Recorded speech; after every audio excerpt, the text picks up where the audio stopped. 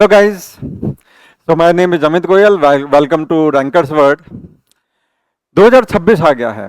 आप सबको नए साल की बहुत बहुत शुभकामनाएं। अब ये 2026 में हमें अगर इस साल नौकरी निकालनी ही है और हम चाहते हैं कि अपने आप को गवर्नमेंट सर्विस करते हुए देखें, तो हमें ये 6 गलतियां बंद कर देनी चाहिए।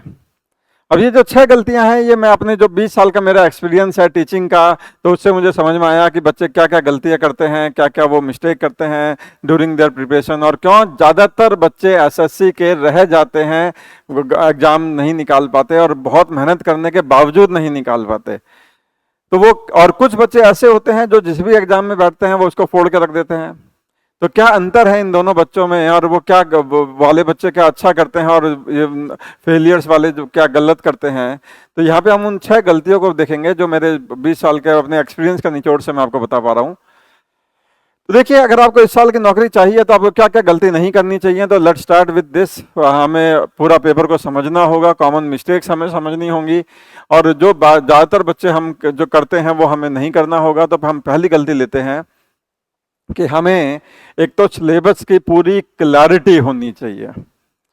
सिलेबस है क्या, पूरा सिलेबस कहाँ कहाँ, टीयर 1 में क्या क्या आ रहा है, टीयर 2 में क्या क्या आ रहा है, किन टॉपिक से ज़्यादा क्वेश्चन आ रहे हैं, किन टॉपिक से कम क्वेश्चन आ रहे हैं। हर एक टॉपिक को हमें बराबर की वेटेज नहीं देनी है। कुछ टॉपिक में ज़्यादा वेटेज होती है, कुछ टॉपिक में कम वेटेज होती है, कुछ टॉपिक ज़्यादा आते हैं, कुछ टॉपिक कम आते हैं। तो पहले तो हमें क्लैरिटी और सिलेबस और क्लैरिटी ऑफ पैटर्न अच्छी तरह होना चाहिए। हम बिल्कुल सीधा हर टॉपिक को पढ़ना ना शुरू कर दें, उससे पहले हमें ये पता होना चाहिए कि मंजिल क्या है, रास्ते तो अपने आप बनेंगे।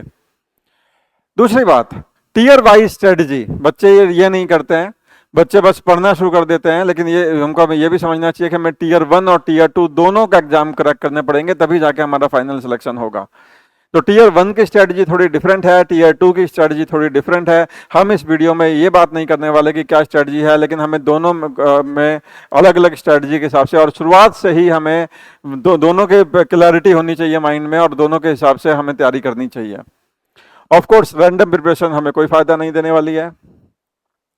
दूसरी गलती बच्चे ये करते हैं कि वो बहुत सारे वीडियोज देख रहे होते हैं, बहुत सारे लेक्चर्स। अब सोचिए, मैं प्रॉफिट लॉस एंड डिस्काउंट के 8 फैकल्टीज के लेक्चर देख लूं, बैठे बैठे वीडियो ही देखे जाऊं, तो अब हर फैकल्टी का अपने सोचने का तरीका अलग है। तो आपको अपने माइंड से सोचना है, ना कि उस फैकल्टी के माइंड से सोचना है। अब एक क्वेश्चन के मैंने जो 8 तरीके सीख लिए और मुझे आता फिर एक भी नहीं है, और मैं ज़्यादातर बच्चे आजकल इसके नाम पे, प्रिपरेशन के नाम पे वीडियो ही देख रहे हैं, और वो ज़्यादातर वो वीडियो ही देखते पाए जाते हैं। फलां फैकल्टी, फलां टीचर, फलां इंस्टीट्यूट के वीडियो ही बैठ बैठ के देखे जाते हैं। तो जितनी ज़्यादा आप वीडियोज देखेंगे, जितना ज़्यादा आप मल्टीपल बुक्स आप फॉलो करेंगे, उतनी आप गलती करेंगे। एक्चुअली आपको एक जो स्पेसिफिक, जो एकदम बेस्ट किताब हो, जो टीयर 1 टीयर 2 को जो लेटेस्ट पैटर्न पे चल रही हो, उसको फॉलो करें और उसको बार बार करें, और उस किताब को मतलब वो जो क्वेश्चंस का स्ट्रक्चर है वो अच्छी तरह कर लें। जब तक वो कंप्लीट ना हो तब तक दूसरी बुक ना उठाएं।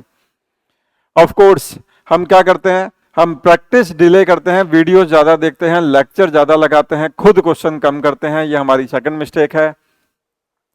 थर्ड मिस्टेक देखिए, बच्चे मॉक्स नहीं लिखते हैं, या लिखते भी हैं तो लेट से शुरू करते हैं लिखना। तो ये हमें तीसरी मिस्टेक है। अगर आप ये तीसरी मिस्टेक अवॉइड करेंगे, ज़्यादा से ज़्यादा मॉक लिखिए। क्यों नहीं लिखते हैं बच्चे, जब उनसे बात करी जाती है कि भाई तुम मॉक क्यों नहीं दे रहे हो, तो उनके 2-3 रीजन होते हैं। रीजन नंबर 1 जो सबका कॉमन रीजन हो, सर हमारा कोर्स ही पूरा नहीं हुआ। भाई आज मैं 20 साल से पढ़ा रहा हूँ, कोर्स तो हमारा भी पूरा नहीं हुआ। आज 20 साल तक से हमारा कोर्स पूरा नहीं हुआ, तुम्हारा कौन सा कोर्स पूरा हो जाएगा 6 महीने के अंदर। तो भाई कोर्स पूरा किसी का नहीं होता।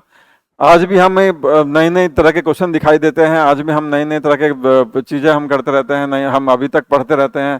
तो कोर्स किसी का पूरा नहीं होता। आपको अगर 20% भी कोर्स पूरा शुरू हो जाए, आपका हो जाए, तो आपको मॉक्स शुरू कर देने चाहिए। ये पेपर स्ट्रेटजी का पेपर है, ना कि आपके कोर्स पूरा करने का पेपर। हजारों बच्चे कोर्स ही पूरा करते रह जाते हैं, सिलेक्शन निकालने वाले सिलेक्शन निकाल जाते हैं। तो आपको कि हमारे कम स्कोर आएंगे, अरे ये मॉक आपका फाइनल सिलेक्शन थोड़ी ना है, इसमें आने दो कम स्कोर। इंपॉर्टेंट ये है कि आपका स्कोर अगर 0 भी आया है तो अगले मॉक में वो 2 आना चाहिए। आपका स्कोर 2 नंबर आ रहा है तो अगले मॉक में वो 4 नंबर आना चाहिए। आपका स्कोर 4 नंबर आ रहा है तो अगले मॉक में वो 6 नंबर आना चाहिए, या 5.5 नंबर आना चाहिए। तो इसका मतलब आपका स्कोर इस तरह से ग्रेजुअली बढ़ना चाहिए। तो आपको लो स्कोर से डरना नहीं है, उसको बढ़ाना है ग्रेजुअली। ऑफ कोर्स मॉक दे भी दिया तो आधे बच्चे तो मॉक देने के बाद उसको फेंक दिया उसको। अरे भाई उसको पूरी एनालिसिस करनी है, हमें उसका हर एक क्वेश्चन सॉल्व करना है। हम उसमें से मान लेते हैं हमारे वर्स्ट सिनेरियो में हम 5 ही क्वेश्चन कर पाए, तो बाकी के जितने भी 95 क्वेश्चन हैं उनको बैठ के सॉल्व करना है, ताकि अगले मॉक में जब हम बैठें तो हम 5 नहीं हम 8 क्वेश्चन कर पाएं, और उस धीरे धीरे करते करते हम उस पूरे के 100 क्वेश्चन कर पाएं मॉक में। ऑफ कोर्स मिस्टेक हमें जो करनी है, जो हमने मॉक कर दिया, जो हमने मॉक मिस्टेक करी, अगली बार ये देखिए हमें नई मिस्टेक करनी है, पुरानी वाली मिस्टेक नहीं करनी। ये वाली मिस्टेक जो हमने कर दी वो एक बार कर दी, उससे हमने सीख ली, अगली बार हमने नई मिस्टेक करी, फिर हमने सीख ली, बार बार मॉक दिया। जो लोग सिलेक्शन निकालते हैं वो आप उनसे कभी पूछिएगा कि उन्होंने सिलेक्शन कैसे निकाला, वो सब आपको बताएंगे कि हमने मॉक्स बहुत सारे लिखे थे बजाय कि लेक्चर बहुत सारे अटेंड करने के। ऑफ कोर्स अगली मिस्टेक ये है कि हमारे टाइम मैनेजमेंट हम सही हम नहीं कर पाते हैं। देखो a days of 24 hour if you make it of 24 hour, वरना ये दिन कब हमारे हाथों से निकल जाता है रेत की तरह, पता नहीं चलता है। तो वो एक दिन को 24 घंटे का बनाना पड़ता है। दिन निकलते जाएंगे, महीने निकलते जाएंगे, साल निकलते जाएंगे, और आप वहीं के वहीं खड़े होंगे जहां पर आप हैं। तो वो जो मेजरेबल चेंज चाहिए, रोज के अगर मुझे 10 वोकैब के वर्ड याद करने हैं तो करने हैं, रोज के मुझे 50 मैथ से क्वेश्चन करने हैं तो करने हैं, वो मेजरेबल चेंज जो हमें चाहिए वो हमें और उसके बाद जब देखिए आप मेहनत करते हैं ना जब, तो वो टाइम धीरे धीरे पास होता है, और जब आप टाइम बिता रहे होते हैं तो वो टाइम वैसे ही चलता रहता है। तो ये जो आपके पूरा टाइम मैनेजमेंट है, ये आपकी चौथी मिस्टेक है। तो आपका ये जो 24 घंटे हैं इसको सही से मैनेज करिए, कब हमें पढ़ना है, कब हमें ट्रैवल में हमारा टाइम लग रहा है। प्रायोरिटीज हमारी फिक्स होनी चाहिए, हम कितने वीडियोज देख रहे हैं, कितने हम रील देखे जा रहे हैं, कितना। 24 घंटे बहुत होते हैं, आपको कम लग रहे होंगे, लेकिन जो लोग मेहनत कर रहे हैं उनको 24 घंटे उनके पास उनको बहुत होते हैं।